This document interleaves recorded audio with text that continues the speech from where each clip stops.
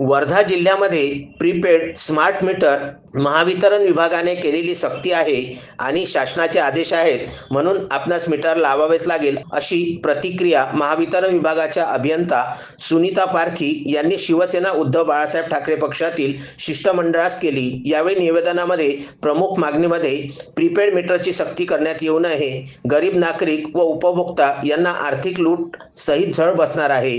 Prepaid meter जरी आज निशुल्क महावितरण विभाग लावत असले तरी भविष्यामध्ये त्याच उपभोक्त्यापासून आर्थिक लूट करीत समस्त विद्युत ग्राहकांना अंधारात ठेवण्याचे कार्य करीत असल्याचे कार्य शासनकर्त्यांकडून घडवून आणण्याचा कट आहे। याकरिता स्मार्ट मीटर लावण्याची सक्ती महावितरण विभागाने केली तर नागरिकांच्या न्यायिक लढ्यासाठी शिवसेना रस्त्यावर उतरेल व तीव्र आंदोलन करेल, असे या निवेदनामध्ये म्हणण्यात आले। यावेळी जिल्हा प्रमुख आशिष पांडे यांच्या प्रमुख उपस्थितीमध्ये वर्धा तालुका प्रमुख संजय पांडे, शहर प्रमुख मिलन गांधी, शार्दूल वांडिले, युवासेना जिल्हा यांच्या नेतृत्वामध्ये धर्म शेडे, कुमार हातागडे, अजय शेंडे, चिरंजीवी मकेश्वर, शैलेंद्र समर्थ, प्रवीण अलोने, निलेश बोंद्रे, नितेश नाडे, विलास भांडेकर, प्रमोद पांडे, निलेश भोरे, मयूर धुके, गजानन जाधव, निखिल श्रीरामे, दिनेश वानखडे, भगवान सहारे, बाबा पवार यांच्यासह अनेक शिवसैनिक पदाधिकारी उपस्थित होते।